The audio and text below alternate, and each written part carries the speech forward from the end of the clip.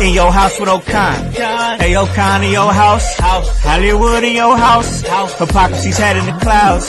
Curating all kind of loud. Wrestling in front of the crowds.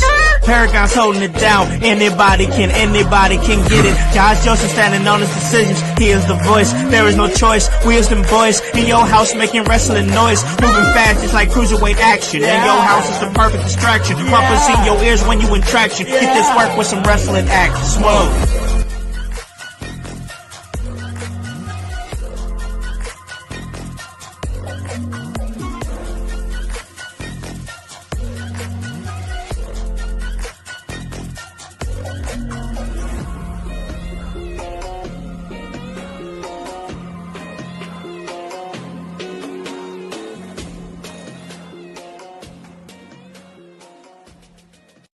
What is up, guys? What is cracking? It's the Con Man, and I am in your house. And you guys already know the vibes.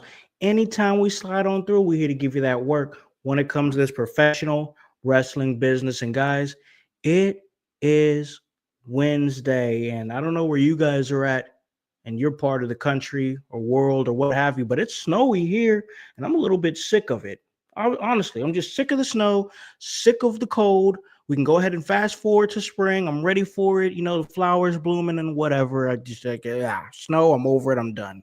But one thing that I'm really never over, that's professional wrestling. So, ladies and gentlemen, once again, like I said, it's Wednesday, and we just had Monday Night Raw. We also had NXT, and my God, I know this is the Raw deal. Don't get me wrong, and I'm about to bring in my great co-host, but I just got to say real quick, even though this is the Raw deal, man, I would be remiss if I didn't say NXT was hitting last night. So we're going to talk a little bit of NXT. We're not going to break down the show or anything like that. We're just going to, talk about some of the main talking points because so much things happened, whether it be Moose pulling up and nobody expected that. Ricky Starks, now Ricky Saints signing his NXT contract. The Hardys returning to WWE next week.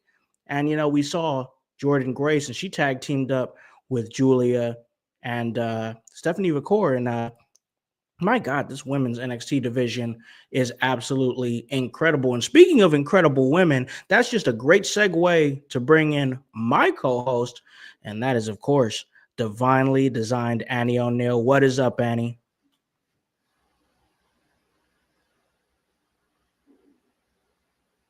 What's going on, Annie? What's up, Con? It is amazing to be back on the airwaves with you, my friend. So many things are popping off on all different cylinders of professional wrestling, and it's been a good week. It's been a really good week. Things are ramping up right before Elimination Chamber, and I am hooked. I'm hooked, and it's thriving, and damn, what a good point in time to be a wrestling fan. So that's why we're here. Here to give it to everyone raw. Yeah. Most definitely. That's how we give it to them. We give it to them raw. And everyone knows what that means. It's the raw deal. That is right. With Howse and O'Neill. We got Howse, we got O'Neill right over there. So I guess we should jump right on in and talk a little wrestling, which is what we do here. Monday Night Raw. And like I said, ladies and gentlemen, we're going to talk about some of the talking points on NXT because we can't just graze over that. There was too much things that happened for us to not acknowledge it. And of course, I got to get some of Annie's thoughts on some of the awesome stuff that happened. But I got to bring this up first because, as you know, Annie, and we've talked about it, and I know everybody, like if you're a wrestling fan, if you're here in your house, part of the household or part of one of our content creators here at IYH, I think a lot of us know about the story of Sami Zayn and Kevin Owens, El Generico and Kevin Steen, and everything that follows that. So Monday Night Raw, we got a chance to hear from Sami Zayn, who we know is not cleared for competition as per Adam Pearce. But that didn't matter because Sami not at all. He wants a match with his longtime frenemy, Kevin Owens. Right. And here's the thing, Annie. I really like how they did this Mm-hmm. because you had Adam Pearce who was clearly telling him, you're not Right. cleared for competition. You cannot compete. We cannot Right. have you being a liability for the WWE with you not being Mm-hmm. cleared by the doctors. And of course, the mind state of Kevin Owens, of him being Right. delusional and just a complete psycho, which I love it. I mean, this is Mm-hmm. one of the best versions of Kevin Owens. But Mm-hmm. what this led to was Adam Pearce saying, listen, I know you're not going to, you want this match. You're not going to quit. You're not going to leave the ring until you get the match. So here's what I can do for you. I cannot give you a sanctioned WWE, a Correct. WWE sanctioned match with you not being cleared. There's too many liabilities involved. If you get hurt, it's going to be on WWE, and we have to deal with that. But here's the alternative here. If you get hurt, if you get injured, if Kevin Owens decides to pile drive you again, it's gonna be it's gonna be a major issue. Sami Zayn made it a point to say that but you say he's going to do all these things to me, he's going to hurt me, injure me, but here's what you don't understand. What if I hurt him? What if I injure him? What if I pile drive him? What if I end his career? Sami Zayn Right. was sure of himself, and what this led to, Annie, was well, we know Adam Pearce, his favorite thing to say is, it's official. Well, he pretty much said, this is not official. It's going to be Sami Zayn versus Mm-hmm. Kevin in Toronto at Elimination Chamber in an unsanctioned match. And I think for a while, us at In Your House have seen this coming. I think I called for a street fight at WrestleMania. Mm-hmm. That they were going to push this off to WrestleMania. But it This does is make sense close as why. it's going to get. Yeah, and And it makes sense. honestly, it's It's even in better. Toronto. Yeah, it's Right. in Toronto. So Right. that's their hometown. That's where they're from, is Canada. So, like, you saw this whole segment, checked it out. What's your thoughts on this match? Kevin Owens, Sami Zayn, unsanctioned match at Elimination Chamber. I'm really glad. I really appreciated the psychology that was loaded into this match, because if you know the history between these two and how rich it is, like, it's practically just, they're just seething. And Yeah. like, they're just full of contempt, but like, there's no greater joy than getting to potentially decapitate your best friend with a kendo stick or something like that. Like, and then like, the hits are going to be harder, the falls are going to be greater, especially between these two maniacs. Like, if you've watched any of their matches from ROH, like, Oh, yeah. so many flames have been fanned to really like heighten the drama that is leading up for this match to be just what it's actually going to be. It's like gonna be putting a Mento in a Coke bottle. Like, it's just gonna be explosive. Oh, Um, yeah. One thing I really noticed about Adam Pearce's delivery is that he didn't uh, give Sami Zayn. Um, how do I explain this? He didn't. He's not inhibiting by rules, but he's just giving him consequences. And you Yeah. know what? I can't. Adam Pearce is obviously not going to uh, stop Sami Zayn. Doesn't matter if he's hurt. Sami Zayn is the embodiment of, I'm going to die in this ring. Yep. And um, even if his soul is separated from his body, that is alone is not going to stop Sami Zayn. Once he sets out on a mission, Sami Zayn doesn't let go. He only bites down harder. He has like the uh, jaw strength of a boa constrictor. Like, he just doesn't let go. Yeah, he So doesn't. he really doesn't. And Kevin Owens is just so skilled in the making you want something even more. And he's just the subversion he has in his manipulative skills is just, it's awesome. It's unstoppable force meets immovable object, and this is one of the matches I'm most looking forward to at Elimination Chamber. Yeah. Most definitely, me too. I love it when these two go at it. I know you've probably heard this old adage as well in wrestling that Hmm. brothers just do it better. And these two brothers, best friends, whatever you want to Hmm. call it, these two are about to rip each other apart. This is exactly what I called for when I thought that they were going to push this off into a street Hmm. fight at WrestleMania. But I'm not mad that it's happening in Elimination Chamber because it's Hmm. in their hometown. They're going to be extra motivated to go harder. They're going to be extra Hmm. motivated because it's a PLE where these two are going to be in an unsanctioned match. You know it's going to get violent. Hmm. And as somebody who enjoys unmitigated violence, I'm Hmm. really looking forward to this match. And this is just a part of a card that already has two Elimination Chamber matches Right. already. So, I mean, it's going to be the Elimination Chamber is going to be really, really good. And this is the match that's going to really fill it out. And I said this on a Sunday when we did the Sunday house Hmm. party. I said it's not lost on me how how ironic it is that Kevin Owens works for the biggest wrestling company in the world and is sitting here cutting promos in his car like he works for some independent wrestling company. He's like, "Oh, I'll just give him a promo out of my car. It doesn't matter. I'm not going to put any thought into it." That's not lost on me. I find that to be hilarious that he's doing the car promos or whatever that everybody in the indies is very critical of. If you're doing a car promo, you're lazy. That's lazy.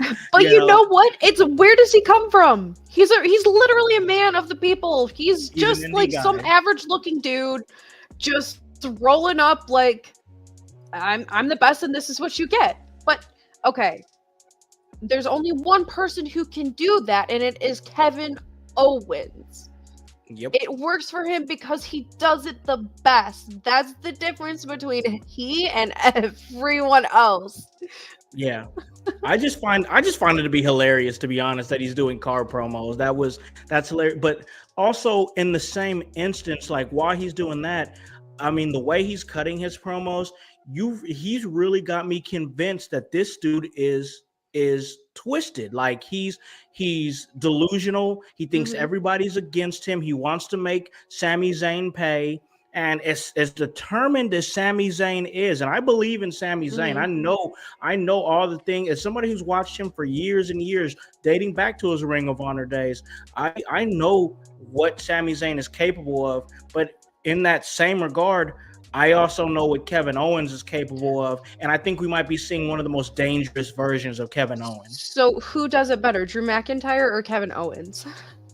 That's a good question, to be honest. It's a very good question because this is exactly, if you guys listen to the old episodes, this is exactly what I said was going to be coming. You had Drew Hmm. McIntyre last year playing the unhinged character. Now this year it's Kevin Owens playing the unhinged character. And honestly, I think there might be an argument that Kevin Owens might be doing it better. As somebody who I love me some Drew McIntyre, don't get me Hmm. wrong, but like the way that the way that Kevin Owens has come in and has just really just like what's the word I'm looking for? I mean, he has really made this pile driver, the return of the pile Yeah, driver, just polarizing. And anytime he does it, it's it's like nasty. it's Oof. nasty. And we haven't seen Randy Orton since. Yep. When he did it to Cody Rhodes. Cody Rhodes was not cleared for some time. He did it to Sami Zayn. Sami Zayn is not cleared. Hmm. Yes, while we enjoyed Drew McIntyre and him being an absolute menace on the mic and him being entertaining on Twitter and him, going crazy and acting like a lunatic and Hmm. in the pre-show on pre-show talk shows and whatnot. I gotta say, with everything that Kevin Owens is doing right now and the way that they've really like solidified that the pile Hmm. driver is seriously a move that is not supposed to be Hmm. done in wrestling, and the way they've protected it, I gotta say right now, my money is on Kevin Owens. You know what? I think I detected the difference. The difference in the energy between Drew McIntyre and Kevin Owens. What you got? Kevin Owens is unsuspecting. You know what? Yeah. Because you can't really read him. No, you He can't. he makes available what he wants you to see. Like Drew McIntyre, his emotion is written all over his face. Like when he's planning something like underhanded, you can kind of tell. You can kind of anticipate it. But Yeah. with Kevin Owens, he plays a much more emotional game, much and like I think I just said, it was like more subversive. Yeah. So the deception is more nuanced and deeper. So I mean, I I agree with that. And on top of mhm, that, I think that once again, I love Drew, but I think there was a little bit of focus on him wanting to entertain the masses, mhm, whether it be, you know, mainly being entertaining on Twitter or mhm, X or whatever. And that was great. Don't get me wrong. Everybody knows that Drew McIntyre is an absolute menace and a master of being a Twitter troll to his opponents. But I think that there's a little bit more nuance with the fact that Kevin Owens isn't going that route. Kevin mhm, Owens is really coming off like he's lost his mind. Like he's not mhm. trying to entertain you. He's not Yeah, trying to make the fans laugh or anything like that. He's just he feels how he feels, and he feels like he's got to make the people who've wronged him pay. There's no, even though it entertains us as fans, there's in storyline, there's no entertainment going behind right, that. You don't see right. Kevin Owens getting on X and cracking jokes about Sami Zayn or cracking jokes about Cody Rhodes or Mhm, cracking jokes about how he hurt Randy Orton. He's just demented in a different right. way. I'm not saying it's better than Drew McIntyre. I just think it hits different. He really encapsulates that person you think is one thing and then is completely different. Yeah. And but they're just so focused on their internal misconceptions of the world that they don't know what is up or down. I mean, Kevin Owens could easily be someone that you know at work, Yep. but he could be a friend, a colleague. He could be any one of us, to be fair, under the right circumstances. And you never know. You never see it Mhm. coming. Mhm. Never say I never. I enjoy what we're seeing here with Mhm. Kevin Owens. Once again, I really do think that even though, I mean, I've been watching Kevin Owens for years. I Mhm. mean, way back. And this is probably one of the better runs that he's had. Right. And I think he might be like legitimately enjoying this. I think that for a while he was just playing like a kind of a stiff white Mhm. meat baby face where you're just like, Yeah. oh, I'm just there to help out the champion, or I'm there to help Mhm. out the, you know, he was kind of playing a supporting role to whoever the bigger baby face was. Mhm. Now I think that as this twisted, sadistic, Mhm. delusional heel, he's going from supporting role to really, but you know, leading in his own right, and I'm Right. enjoying it. And I think that this match that they're going to have at Elimination Chamber, I don't know if it's going to be on the level of like the ladder wars and stuff that they had in Mhm. Ring of Honor, but I think that it's going to be really close because I think they're both going to come I in like agree. extremely motivated. And Sammy on the Chase is one of my favorite versions of Sammy. Oh yeah, When he has something to fight for, and it doesn't always have to be a title. So that's really cool. yeah, I just love the different iterations of Sami Zayn that we see. So right when we almost get ready for that next version, he knows when to switch it up. So that's really cool. yeah. I thoroughly enjoy that. This is going to be one of my most Mhm. anticipated matches going into Elimination Chamber, and it's going to be interesting to see how the build continues because we still have one more Monday Night Raw and two more SmackDowns before Elimination Chamber. So I'm Mhm. interested to see what path they're going to take to continue to build this as we lead up to Elimination Chamber. Mhm. As Sami Zayn, of course. I mean, like you said, he's great in the chase. You got Kevin Owens; he's a former Universal Champion. He's a former United States Champion, and then Sami Zayn, in his own right, Mhm. he's a former, uh, you know, Intercontinental Champion. Mhm. And that's just a perfect segue to the next thing I wanted to talk about, uh, which is all the situations going down behind either the IC Championship men or women's. But we're going to start with AJ Styles as he defeated Dirty Dominic Mysterio He and sure did. in his return match to Monday Night Raw. But for me, that's not the main story here. I think the Yeah. main story here is the fact that we saw Braun Breaker come and he tried to catch he really tried to catch Styles slipping, but Styles was ready for him as Dominic Mysterio takes the spear, the super You mean spear Daddy from Styles? oh yeah. Like, he came out looking like a strong father figure in this competition. Like, he's ready to teach some young whippersnappers a thing or two. Hey, I'm here for it. I'm here for it. I most definitely am. But I gotta bring this in here because it seems like we're leading towards an Intercontinental Championship match Yeah. between Styles and Braun Breaker. But I don't know if you noticed this, but Mhm. did you see the plus 100 aura that AJ Styles had when Braun Breaker threw his shirt in the ring and AJ Styles effortlessly caught it? I don't know if you saw that on social media or live on the show. No, it sounded Yeah. majestic as heck. Oh my god. So I said it. did you ever see the time where I think he was I'm trying to figure out it was some Mhm. truck or something like that Brock Lesnar was on and he had a mic and then he threw the mic to Roman Reigns who was in the ring and he was all the way up on this truck and he threw the mic to Roman Reigns and Roman Reigns like caught it with one hand and it just looked like the coolest thing Looking ever. like a boss. Yes. Exactly. Yes. That's almost That's exactly how it amazing. looked. Yeah, it almost looked exactly like that when Breaker threw his shirt in the ring and AJ Styles caught it, and I was just like, man, this man just got like plus 100 I'm aura right now. impressed.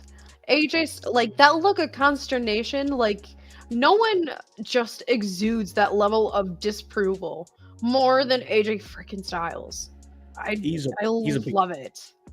I'm so happy he's back too. Like whatever Randy Orton is made out of, AJ Styles is made out of the same thing. Yeah, I love me some AJ, man. We got the voice up here in the chat. He's What's saying what's up? up. We got hype in here. He's saying what's up What's as up, well. I? My guy. But yeah, it looks like we are leading towards that match. I don't know when it's going to happen. It's not set yet, but it definitely feels like that's what we're leading to. And on the flip side of things, Mhm. we've got Dakota Kai who defeated Ivy Nile, and now she's the number one contender for the women's IC title. There was nothing in me that thought Ivy Nile was going to win this match at all. And here's the thing. I Think wanted her to. She had my vote. That was my pick. I'm not sold on Ivy yet. I'm just not. Like, I don't get me wrong. I see the potential Sure. in Ivy Nile, absolutely. But it's almost like a few weeks ago when we had the Lyra Valkyria conversation where you weren't totally sold on her because you Gotcha. think she's too cleaned up, she's too perfect, she's too like it's just like it's too much of a clean product. That's kind of the same way I feel with Ivy Nile. All Okay. the elements are there with Ivy Nile, but for her, I just don't think that like she has no facial expressions. I don't think she and this is what the voice says, and it's a constant thing that he says on the show, taking your 5 minutes. Somebody who was perfect at taking every single second of that 5 minutes that they got was Jacob Fatu for sure. Anytime you put him in a situation where he could talk, have a mic in his hand, have facial expressions, he always took advantage of every single second. And I just don't think Ivy Nile is in that conversation yet. And I said this Sunday. You guys can listen to the old episode back from Sunday, and I'll repeat it here. Right now, I don't think the conversation is Ivy Nile being in the Intercontinental Championship hunt by WrestleMania. I think the conversation is Ivy Nile even going to have a WrestleMania match at all? Because for me, I don't see it just yet. I don't think it'll be this one. Maybe it'll be next year. You think it'll be next year?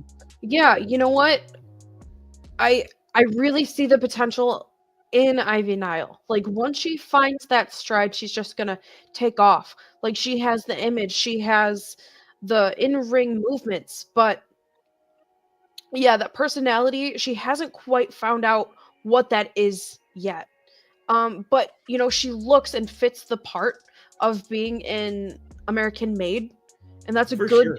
place for her to hide those things that she is lacking right now. But yeah, I really I thought Ivy Nile was gonna take it. I really did.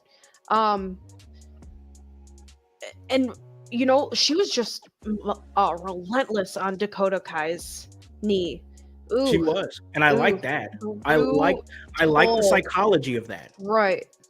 Um, and you know what? Like the finish of this match wasn't perfect, but how could it be when Dakota Kai's knee just suffered the immense pain that it For did? sure.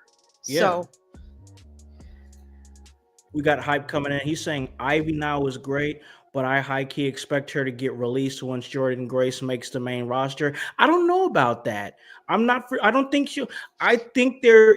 Now I'm not. Listen, far be it for me to say anybody mhm, is not going to get released because I mhm. think that. I mean, we just saw a string of releases just a few weeks ago. And there were some names in there. I was like, dang, I didn't think she was going to get released, or I didn't think he was going to get released, but it happened. I think But Jordan Grace is a good uh, she's a good example of what Ivy Nile could be. sure. Oh, absolutely. Like, and being in the proximity of someone like that, I think Ivy Nile will benefit from, because Jordan can talk. She has the power. She has the athletic grace. She's got everything you need in a pretty little basket. So, Sure, for sure. And we'll definitely talk a little bit mhm, more Jordan Grace when we get to our NXT talk for sure. But I really like what you said earlier about how about how this is a good spot, that being American made, for Ivy Nile to hide for sure, and to have those um deficiencies mhm, be hidden within a stable, because a lot of mhm, the times that's why they put people in a stable, to right, protect their weaknesses. And I think it's a good spot right now for Ivy Nile, but there's going to come a time where there's going to be no place to run and no place to hide, and it's going to be her out there with the mic in her hand, and she's going to have to deliver. When's that time mhm. going to come? I don't know, but the development has to start for sure. And I think there's more we can get out of Ivy now. I think there's more of a personality out of Let her her cook. we can get. Let her cook. Yeah, for sure. I Yeah. think you got to give her time for sure. I agree. You got to give her time. And here's the thing: just because I don't see it right now doesn't mean that I'm not going to see it in the future. You I mean, know, when you fry up some bacon, do you just let it cook on one side? No, you gotta flip it and let the other side cook. Yep, most definitely. I don't know. I honestly think right now Dakota Kai was the right pick, just Mhm, because I think people are starting to get behind Dakota Kai again, mhm, and she's becoming more than just a member of Damage Control. They're letting her mhm. go out there and do her thing individually as an individual star. So you got a chance to talk a little bit backstage uh, to uh, to Ivy Nile. And I just think there's a time where people are internally thinking, hey, we love the Damage Control stuff. We're loving what we're seeing with Lyra Valkyria. We're going to give Mhm. her a run for sure. But I think there is going to be a time where we're going to have Dakota Kai touch that Intercontinental Championship. I think it's I agree. coming. I think she's gonna be the one to take it off Lyra. I I think think. so too. And I think that'll be the Um, right move. I think I think Ivy Nile needs to differentiate herself somehow. Yeah. If it's not on the mic, maybe something in her appearance, maybe something different in her skill set, because Maybe facial expressions, maybe be more right, expressive. because like you have the strong dominant blonde that is the queen, Charlotte Flair. Then you have the scrappy technical Zoe Stark. Yep. Um, you have all of these blonde women who are just like, you have the Tiffany Strattons. And they're all muscular blonde powerhouses. Mm-hmm. So when you stack Ivy Nile up to Tiffy or Charlotte Flair, like, she's gonna pale in comparison. And And I And don't mean that that to be doesn't, a judgment for sure, against Ivy Nile, but but it doesn't bode well for right, Ivy. That's right. why that's why we have that's why we have blondes floating around the roster that are not Hmm. doing anything. Even with the improvements in Maxine, they're like, what can we do with her? What are we gonna, you know what Hmm. I'm saying? Like when you have that, and here's the thing, I'm not judging or anything like that, but Hmm. when you have Hmm. that cookie cutter look and you have Right. 6 or 7 with athletes on the roster with the same look, that Hmm. doesn't bode well. It just doesn't. Because like you said, at the top, you already got the Charlotte Flairs, you got the Tiffany Right. Strattons of the world. You know what I'm saying? Then, you even got the Natalias that you could throw in the mix, the I Zoe mean, Stark, all for you, those, what's all of them. memorable about Charlotte Flair? What's memorable about Natalia? A heart and a flare. Yeah, I don't know what to say about that for Ivy Nile. For sure. How is she going to set herself apart? And this is what people would tell you in the business. Like, yes, the wrestling, you got it, good. Hmm. You got the gear, good. All that stuff. Yeah, but what are you doing to set yourself apart? Because if you're cookie cutter and you look like the last Hmm. 49 or 50 For wrestlers that the scouts real. have seen, they're going to be like, oh, nothing special about this cat. What are you doing to be different? And I think that's what's coming into play for Ivy now is, what is she going to do to stand out? I don't Right. think the clock is ticking on it. No, no, I right. think they're gonna keep her for a good long while. They're gonna keep Yeah. putting her out there and giving her chances and opportunities. We're far from a situation where the Hmm. clock is ticking on Ivy Nile. I'm just saying I can There's clearly time in the see, bank. Right. yeah, yeah, I can see that this, if we stay in the lane that we're in now and there isn't like some sort of mass improvement, I do Hmm. think, Annie, in a year or two or something, we're gonna be having a conversation like, all right, well, Ivy Nile, she's not interesting. They just she's mostly in catering, and then they put her out there when they want to make somebody else look good. And I don't think that Ivy Nile is at that stage in her career where Right. she needs to be putting over other talent. Yeah, she's only 32. She's got the time. She's But got time. yeah. But the decisions and the consistency in those decisions will make or break Ivy Nile, I think. For sure. For sure. We got hype in the comments saying Ivy reminds me of a Luna, but I'd like to see her gain some of that charisma. That's Oh exactly yeah. my point. Right? Yeah. That's exactly my point. Just to my point, for sure. But we talk about charisma. I was talking about aura and Hmm. whatnot. Let's talk about a guy that has tons of charisma and tons of aura right now in his leading up match at WrestleMania. That's main event Jey Uso. Main event Jey Uso. We had Gunther coming out and mocking his entrance and mocking the people. This man really said, Deplorable. this man really said that pandering to the crowd is basically like reading Shakespeare to a dog. Like, I'm like, I whoa, cracked up. That was so scathing and entertaining. And I'm like, yeah, wow, like, who can intellectually tell me that I am dumb? Well, like, and I just laugh. I just laugh at it. yo, It I cannot listen. Yeah, I still see it on the interwebs, on the Mhm. Twitters and the Facebooks and whatever. People still out there saying, "Oh well, Gunther's boring. Gunther's boring. He bores me." And I'm like, bro, you're not watching. This You dude know, is you hilarious. have to have an just a little bit of air of sophistication to understand why Gunther works. Like, Exactly. Like, come and on, man. you I'm have not to here for. listen. You He's not boring. I'm not hearing that. It's a Cold War. I'm not It's a Cold subscribing to. War. I'm not Right. subscribing to boring Gunther. That's not what I. Anytime I see this guy, he's constantly saying some shit where I'm like, oh, he can't. What? Like, he just says wild shit, and it's like, that's boring to you? No, like, he's wild, and I like it.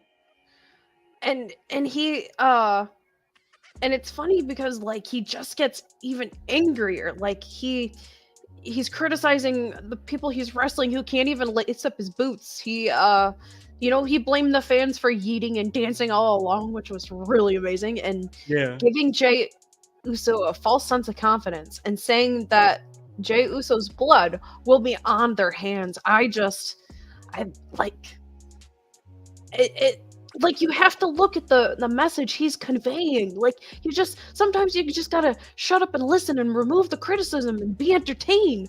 Like, what does that mean? What do those words mean on a subconscious level? Like, you know what? It's not Gunter's fault that Jey Uso is putting himself in this predicament. It's everyone else's. Yep. And here's the thing. I get you got hype here saying the toxic internet says Jey Uso is losing his Mania spot. No, he's not. That's Put not down happening. The types, everyone. Yeah, that's not happening. He's not losing his WrestleMania spot just because that's what you want to happen because you liked Jey Uso a week before the Royal Rumble and you got pissed off that he won the Rumble. Doesn't mean that's going to happen. Stop it, y'all. Knock it off. And any other day, the same people are like, well, whoever should be champion sells the most t-shirts, sells the most merchandise. Well, you get what you wanted, and then they don't want it. Fickle. It's been the story of wrestling fans for years and years and years. You go, they go a direction. And you know what?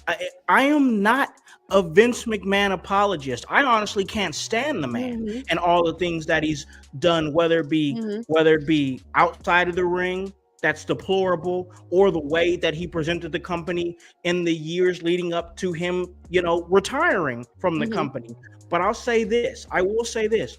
This right here is exactly the reason why he never gave fans what they wanted, because he knew and he's seen it firsthand that anytime you give the fans what they want, they're like, oh, well, I don't want that anymore. I want somebody else. Oh, now that Daniel Bryan is the champion, that's not fun anymore. That's not cool. I like Daniel Bryan better when he was chasing. Now he's the champion. He's boring. Oh, I loved watching Cody Rhodes during him, trying to finish a story. Now that he finished the story, he's boring. This is why, listen, if this keeps up, it's going to come to a point where Triple H is going to be like, fuck it, let's just do what we want to do. Let's stop giving these people what they want. Let's do what we want to do, because they're obviously never going to be happy. And you know what? If you hate wrestling that much, you can turn off Netflix. You can turn off the TV and never watch it again. Let the people who love it enjoy the toxic relationship, okay?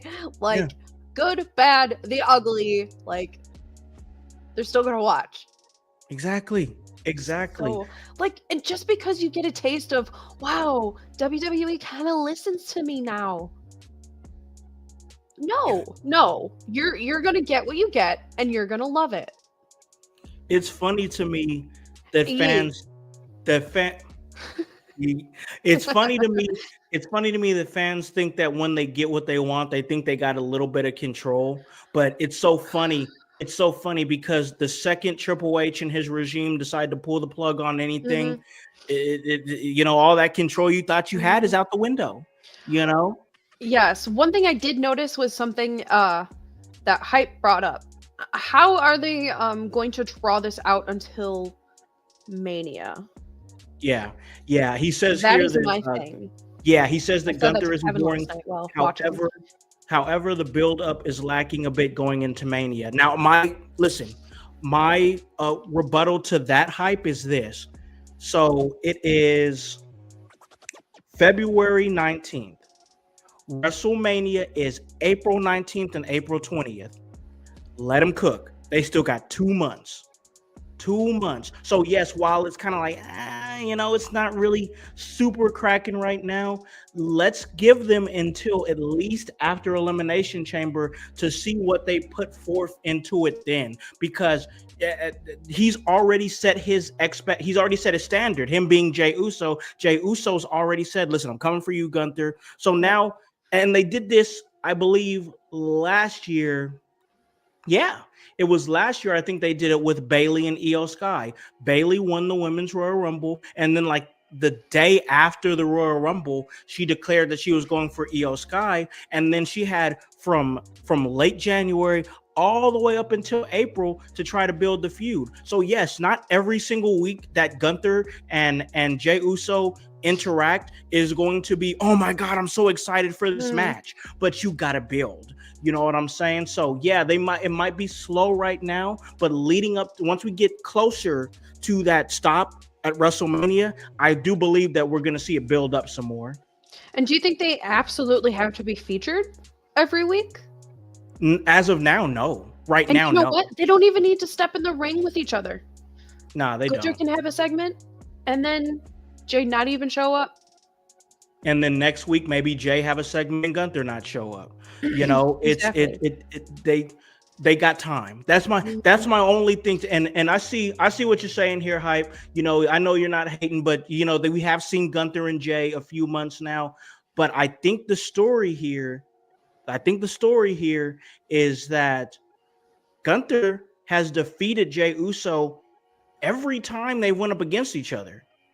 So now it's like Gunther does have that chip on his shoulder to say, you've never beat me.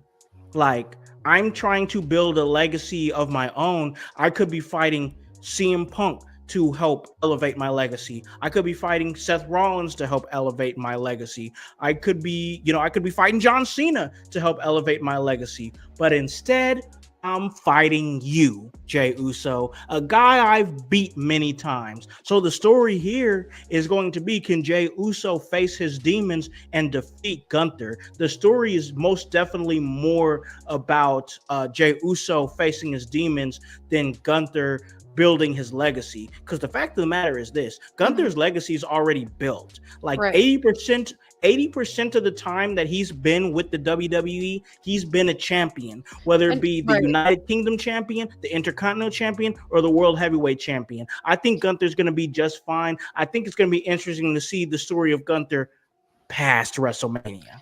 In the meantime, this provides the scaffolding for Jey Uso to build himself up. Because, you know what?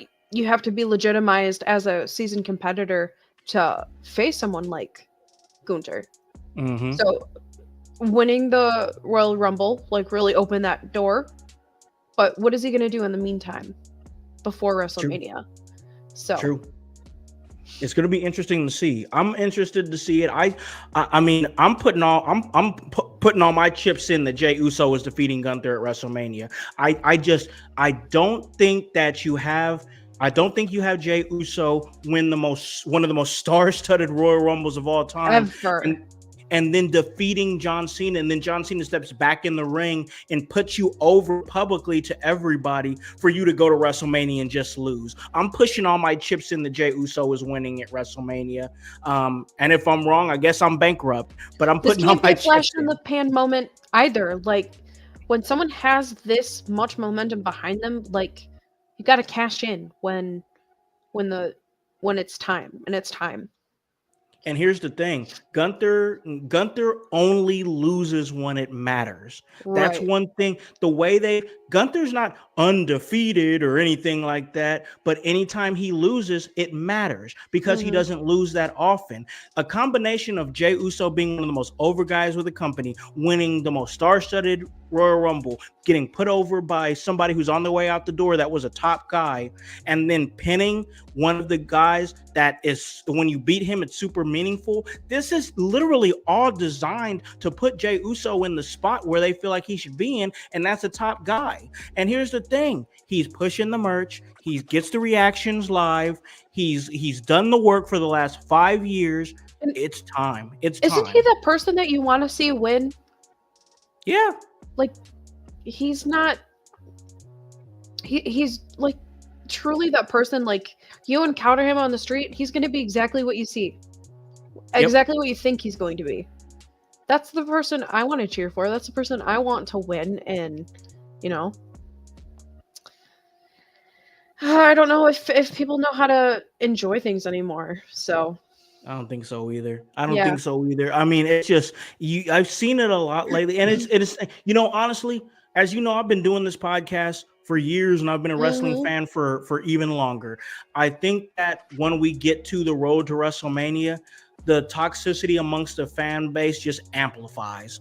It Oh, for it, it, sure. hap- it always happens this time of year because there's so much more at stake. Then you have guys who weren't with the company for the rest of the year show up, whether it be Brock Lesnar or The Rock or Bill Goldberg, and that just pisses fans off even more. But it's like, this is where they come in. This is right now is that time, the road to WrestleMania. Now, to be fair, we haven't seen any of those guys, any of those part timers show up leading up to this road to WrestleMania. You can't really count John Cena in that because he's already made it clear, like, hey, I'm Mm-hmm. done. He's full time. Yeah. This is it. I'm not full time. I'm working on a movie, Right. blah blah. So I think we can give John Cena a pass. Right. This is fair. It's For a fair sure. world for him. We get it, but we haven't seen anybody else come in. We haven't seen Rock. We haven't Mm-hmm. seen Bill Goldberg. We haven't seen any of those cats. So like, and I think it's an interesting time in WWE where an interesting and good time in WWE where they can rely on their regularly scheduled weekly talent to hold up the road to WrestleMania. It's a great time. I don't think we need any of those additions. I mean, doesn't mean that we're not going to get any, but when you tune in weekly from this point on until WrestleMania, I don't think anything else needs to be bolstered by, like you said, the part-timers. I don't think it's necessary. Hype! I didn't see this Goldberg and Uncle Howdy match. No, I know nothing about this. No. Yeah, this is literally the first time I heard Goldberg was trying to angle towards his retirement match, and the retirement match was supposed to be against Gunther, but I've heard nothing about Uncle Howdy, so yeah, I don't know anything about that. First I'm hearing of it. Yeah. So I'm sure he's gonna put something in the chat that's gonna hopefully shed a little light on it. But while he's doing that, we got to move on to what's going down at the Elimination Chamber because Roxanne Perez is going to her first PLE. Wow. She's going to be in Elimination Chamber.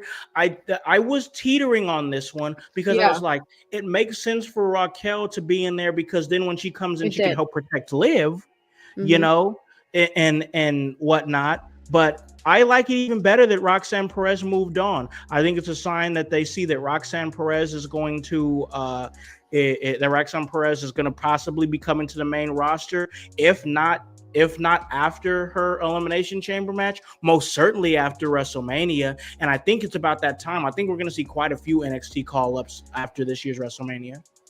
And after that Roxanne Perez vignette at the beginning, she's definitely going to be on a strong push in the near future.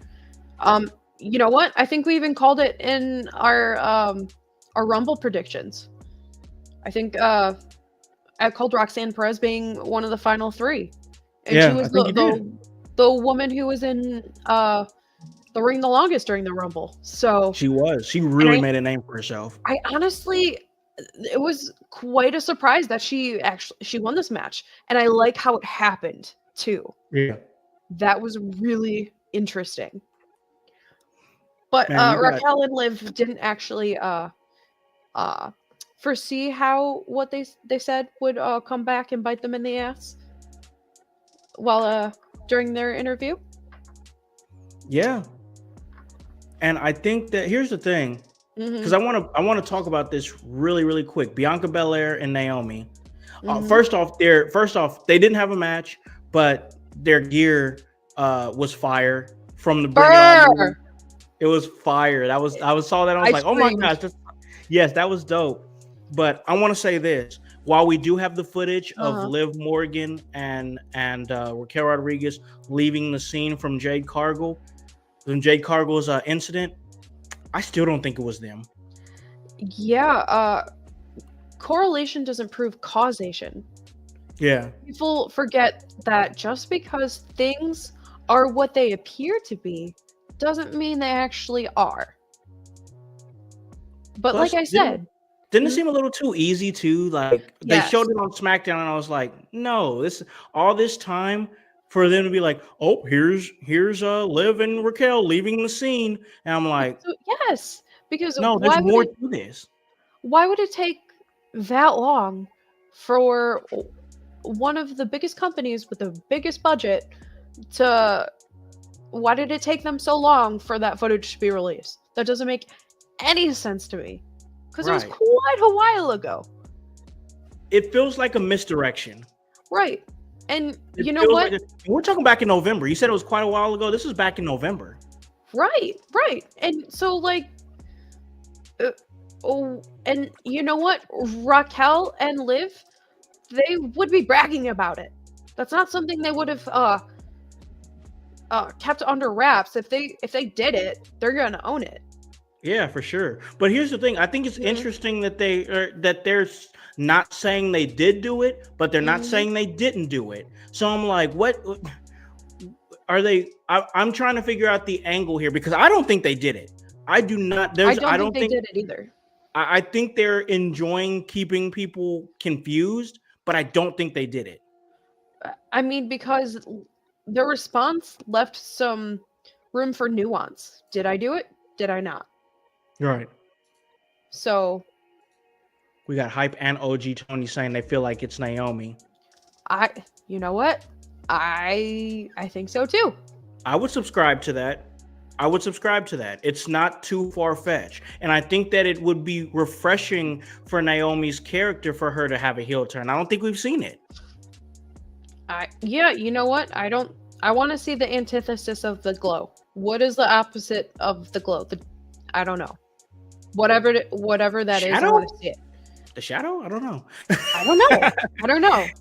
Darkness? It'll be interesting, but I want to see it. I want to Right. see it. I'm here for it, most definitely. And I just think that now we have the prodigy, Roxanne Perez. She's going to be, I mean, I don't think she's going to win the Elimination Chamber, I think it's a massive victory that she's even in the chamber. That's a great trajectory for her career.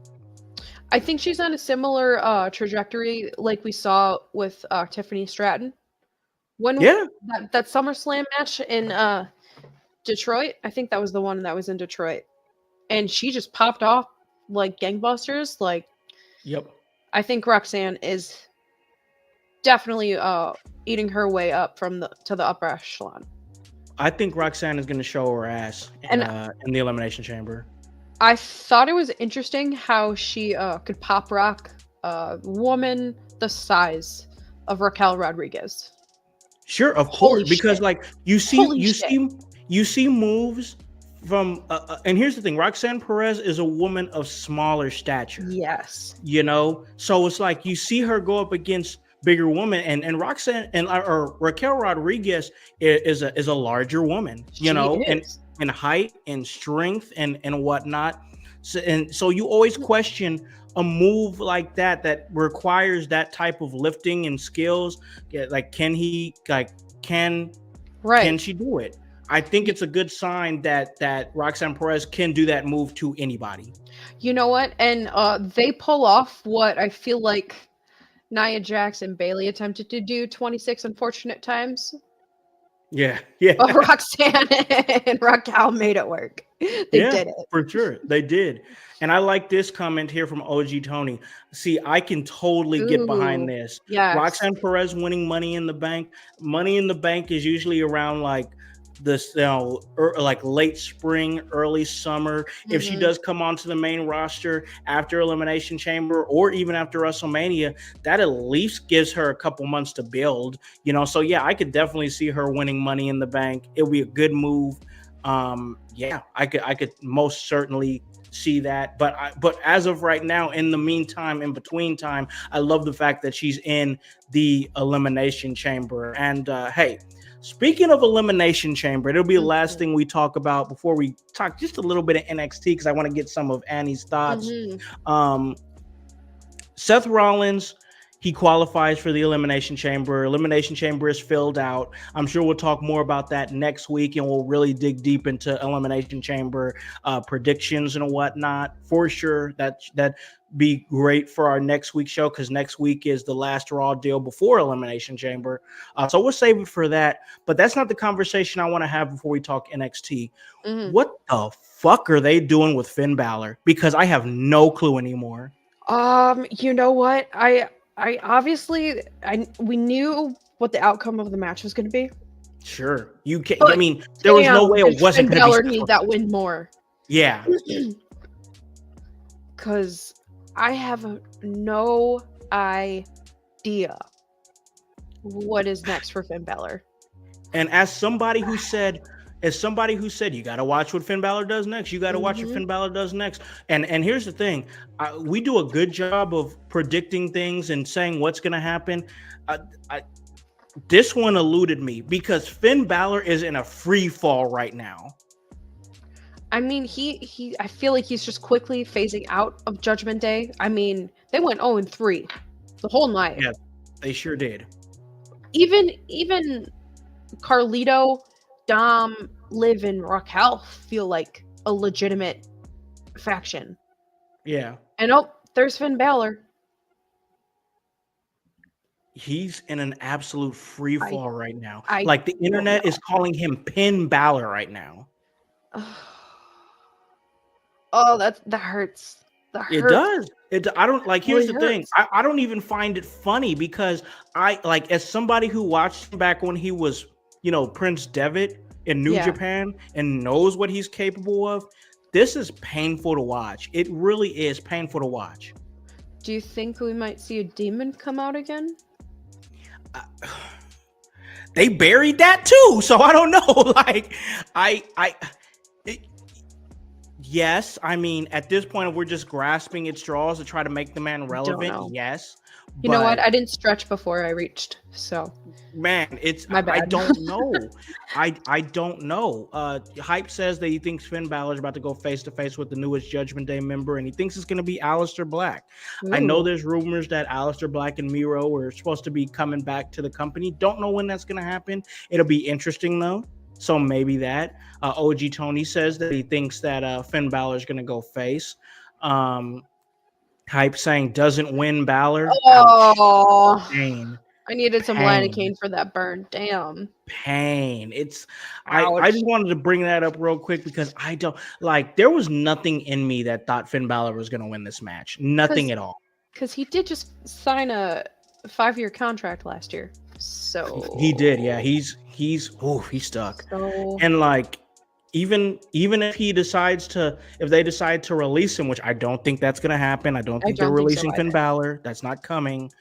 I just like, even if he goes to AEW, he's just gonna get lost in the shuffle there too. So like, I don't know what you do with Finn. Do you maybe, give him a call down and maybe let him try to regain some of his previous greatness by going back to NXT? Do you send him on excursion by going to Japan and maybe wrestling with Pro Wrestling Noah for a while? It's that one. I think we got to do something. Yeah, he needs to be taken elsewhere for now. Yeah, because and yes, OG Tony, it was a great match. I'm not saying it wasn't. It was an absolute fantastic match. I'm not saying that. Great match, but the thing, what's happening with Finn Balor's got me concerned. What is next? That's it right there. What's next? I'm concerned for Finn Balor's character, and I'm sure he's more than just entertaining to watch. Yeah. You have to care. You have to, like, why do I hate this, or what does this person do even though I hate them? What keeps me watching? Sure. What makes me cheer for this person? What makes me want to see them win? Yep. It's that. Absolutely. Yeah, I don't know where you go at this point with Finn Balor, but I don't get paid the big bucks to figure it out. But I do think there's some money in him going back to Japan and maybe doing Pro Wrestling Noah and maybe regaining some of his aura again. Mm-hmm. I think that could help. But listen, speaking about aura and regaining some relevance and whatnot, we got to talk about a couple things on NXT last night before we slide out of here and call this a great episode. Mm-hmm. First and foremost, there was nothing, and they did this last week with now known as Ricky Saints. They did this last week and they did it again this week because Moose showed up to NXT. Moose is somebody who I know I've said it more than once. I've seen it. When's Moose gonna show? He's in TNA. There's this TNA merger with NXT. When's Moose gonna show up? on the Raw deal with Howse and Annie. Exactly. You were talking about a guy who's a former TNA World Champion. He's the current TNA X Division Champion. We had to have seen him at some point show up on NXT during this merger. And last night we did, as he went face to face with Obafemi, the NXT champion. And We called that exact match, by the way. Yeah. People were listening to us. I'm telling you, people are. They do. This is, you know what? We're gonna get signed too. Wrestlers are not the only people who are, wanting that contract. For sure. Listen, there's more things that makes the wheels turn in wrestling than just wrestlers, ladies and gentlemen. I hope you guys know that. I really hope you guys know that. But I gotta say, I love what they did last night on NXT. Every single thing. I mean, they're really full steam ahead with this TNA and NXT merger for sure. Whether it be somebody like, and here's the thing, Moose is somebody who I've had the pleasure and the opportunity to have an extended conversation with, and like, he was cool. We talked about some of his time in the NFL. This was back when he was in Ring of Honor and doing stuff with Ring of Honor, and I was at a show. And this isn't anything like In Your House official or anything like that. It was I was just a fan at a show, and he had his merch table, and he was there. And it wasn't a packed show, so we had time. And I got a chance to talk to this man for like 30 minutes.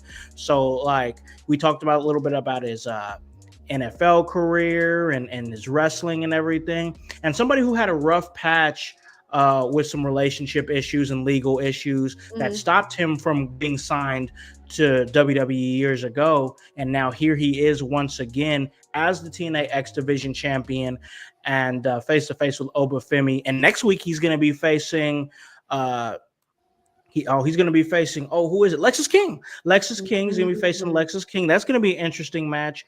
Man, I got to tell you, NXT is really lining stuff up really nicely with this TNA merger, leading up to Roadblock and ultimately Stand and Deliver. So after Vengeance Day, Obafemi was he was beat down by, I don't know, masked men. Yeah. Do you think they're somehow affiliated with Moose? Do you think that has any parallel play between them? I don't, but I wouldn't be mad if it did, because I said this on Sunday that if you want to talk about not making an impact, I mean, whatever this new stable is, I was not enthralled whatsoever. I mean, whatsoever. And it was just regurgitation of a group that worked on a really great level and another group that fizzled out because Vince got bored with it. And I'm talking about the Shield and Retribution. And that seemed like it was some kind of weird mix between these two. And you had the Shield, which was an A+, and then you had Retribution, which I would give them a grade of an F. And what do you get when you put an A and an F together? You get a C. So whatever this group was most definitely right there in the middle. It was mid. Super mid. I can't sum it up better than that. I can't. That was so great. Mid. It was mid, Annie. I mean, they came out. It was just they made absolutely no impact. They weren't like at least when they did it with the Shield, there was some excitement because it's like, oh my God, it's Jon Moxley. Oh my God, it's Roman Reigns. Oh my God, it's Tyler Black from Ring of Honor. These are people. These are indie guys that were known. And because I remember, because when I was in the building when the Shield debuted, at Survivor Series. I believe it was 2012 in Indianapolis, and I was like, oh shit, that's Jon Moxley. I remember watching his stuff in the indies. Oh my God, that's Tyler Black. I love his work in Ring of Honor. I wasn't super familiar with Roman Reigns at the time because Roman Reigns didn't go through the indies, but I was like, oh shit, I know those guys. With those guys at Vengeance Day, I was like, it hurt that I didn't know who they were, but it Mhm. hurt even worse that it was just a regurgitation of factions past. I it didn't But hit it for me. worked. It works. We're gonna do what works, Con. I know, but my God, and then in hype, If yes, the power bomb was dope, but even that was a variation of the Shield triple power bomb. My son the next day was calling them the Sword. Like it, I mean, it was fantastic. just. I'm sorry. I mean, I'm here with you, OG. I'm always willing to give stuff in wrestling a chance, but if you're asking for my initial thought of what it was, most definitely it was mid. But see, one thing to your credit though, just because it's mid now, just doesn't mean that it won't be fantastic later. Sure, You're sure. always open. But There's your you gotta be. first First impression, impression was it's mid. okay. First impression was mid That's for okay. sure. So it's gonna be an uphill battle for them for sure. But yeah, the Moose thing, I'm not. I think if I don't hate it because I think if you're going to have this faction, I think that a notable leader would help them because And it doesn't nobody mean that knows who they're they are. associated with Moose. That was just something I thought could be variable. So, But I like the thought because I like the yeah. idea of them Now having we're a gonna wish that was the case. exactly because it's only gonna help them to have a Right, noteworthy leader, right. like somebody who people know. Nobody knows who these guys are, What do you you know. think, if that is the case and they are associated with Moose, what do you think Moose gains from it, if anything? Moose is more than likely going to try to fast track himself up the NXT ranks and try to utilize this faction to find himself in the NXT championship situation.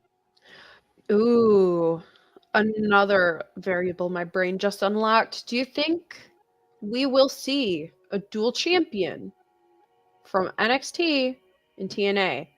Do you think one will hold the other company's belt and vice versa? Yeah, honestly, I think I'm going to be a little bit bold here, and I think I think there could be a situation where somebody, I don't know who it is. I'm not sure if it's going to be Moose or Joe Hendry Mhm. or Obafemi or whoever. I think there's going to be a situation where we could see somebody hold a NXT and TNA championship simultaneously. I think it'll be the tag team championships. I could see that. I mean, we got the Hardys coming over. The Hardys are coming Makes over. makes sense to me if anyone were to gain both belts, I think the Hardys present a very plausible case. I think they do. Most definitely. Especially to your point in a tag team division that is basically non-existent in NXT. I'm sorry, but it's bad. You have Fraxium and everybody else. I mean, that's just Mhm. what it is. And here's the thing. They've done such a mediocre job building tag teams in NXT. Mhm. There's no legitimate threat to Mhm. take the titles off of Fraxium unless you go with the Hardys. And you know what? I was thinking the other night, like the women's division doesn't need tag team belts. Why? Because what have they been doing with the NXT tag team belts? I mean, the title's on the right team. Don't get me Right, wrong. right, right. But Fraxium is amazing, but like I said, it's Fraxium, and then everybody else. Fraxium's up what here other for viable you tag teams exist on NXT? for sure, for you podcast listeners that don't see what I just did. Fraxium is up here, and every other NXT tag team is down here. I can't dispute anything that what you just said. But the Hardys coming in is going to be great. They're going to be wrestling the No Mhm. Quarter Catch crew on NXT. I mean, NXT and TNA, they're just swinging for the fences. I mean, and I got to ask you this because we had the long-awaited contract signing of Mhm. Ricky Saints, and Mhm. I liked that. I enjoyed that. You had All Ego Ethan Page come out. and confront him. Then you had Wesley confront him, which he's gonna be Saint's first match in NXT next week. We're gonna see Wesley versus Ricky Saints. Let me ask you a couple of things before we slide out of here. What do you think about the Ricky Saints name, and what do you think the ceiling is for Ricky Saints in NXT? Well, obviously, you can't keep the same last name as someone else who's been established in WWE. I don't like the last name. It Not a could have fan? been, no, it could have been any other name or noun that started with an S, but Ricky Starks sends some type of message, but Ricky Saints, I'm not a fan. I'm not. I don't like it. I don't like it. So everything I understand is that he went with Saints because he's from New Orleans and he Okay. was trying to show love towards his home. Because New Orleans Saints, their football team or whatever. Sure. But I think his new theme was a banger he came out to. I love the new theme. But yeah, I mean, I don't hate it. I really don't. What I am not a fan of is everybody on the internet like saying, "Oh, well, his name is this, his name is that." It's awful. I put it to them like this. And I'm putting it right here on the table. Ricky Saints don't give a shit about what his name is. I can tell you he don't give a shit about what his name is. You know what he does care about? The fact that he's not in a company that's going to hold him down, and that he just signed the NXT contract, and that he's getting mic time, he's getting opportunities. That's what he cares about. So everybody out there, and I know Annie just said she didn't like the name. She's entitled to her opinion, and you guys out there are entitled to your opinion as well. But I'm not the one with the contract, though. Right. But for you guys out there to make this a whole big old deal and like, well, I don't like this, and I bet Ricky Starks feels this and that. You have no clue how Ricky Saints feels. No freaking clue. Because if you had any idea how that shit works, or any idea about the journey that this man has went through, I can tell you that they could have called him Ricky Stank and he would have been happy. Because he's happy to be on TV again.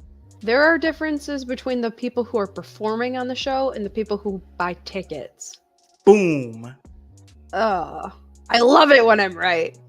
Boom. It's right. So we got OG Tony here, and he said Ricky Saints will be the face of NXT within 6 months. That leads me to that other question I asked you, Annie. What's his ceiling? What's his ceiling in NXT? Ricky Saints. You know what, Con? I'm going to take there are no ceilings for 500, Con. Okay. Because I like NXT that answer. in WWE is a place where you go to discover who you really are. Sure. No, I like that. I like that answer. Because once you put a cap on it, that's it. That's your ceiling. Yep.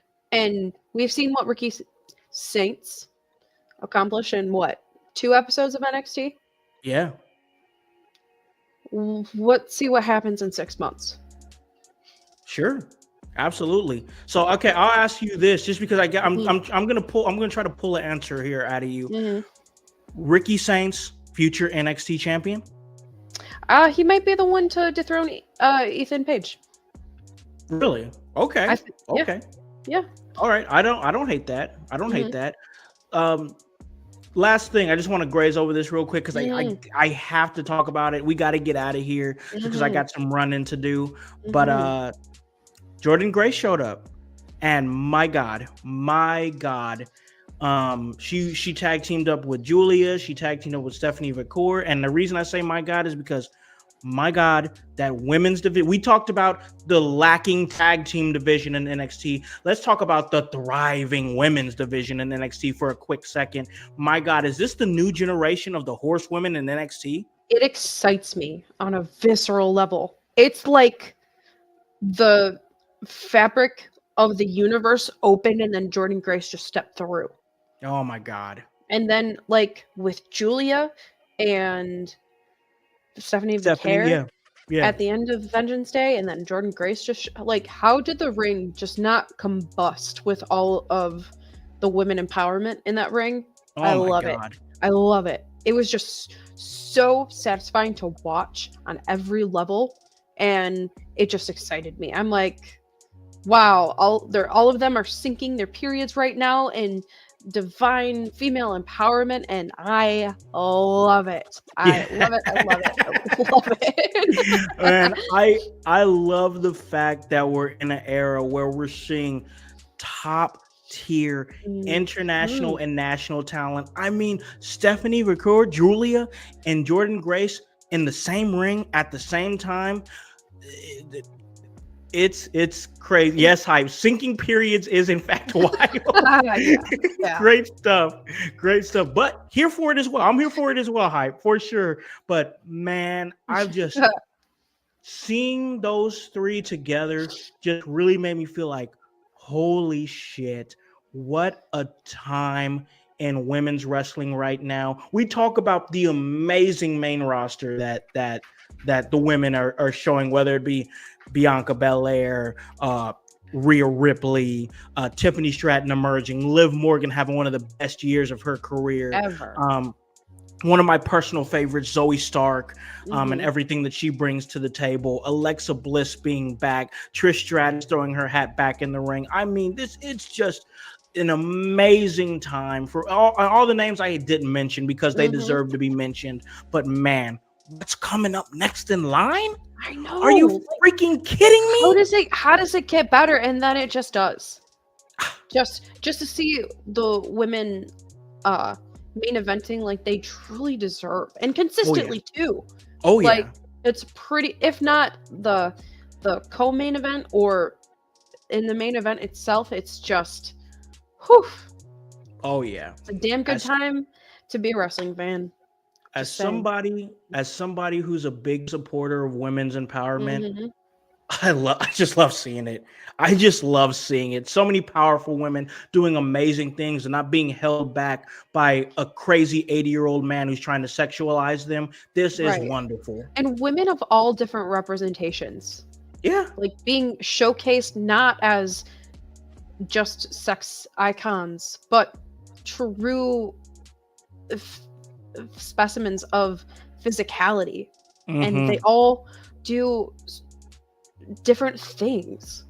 From the EOS guys to the Nia Amazing. Jaxes, the Yep. Jordan Yep. Graces, like all women of sizes and complexions. It's just amazing. Love it. Love it. Love it. Love it.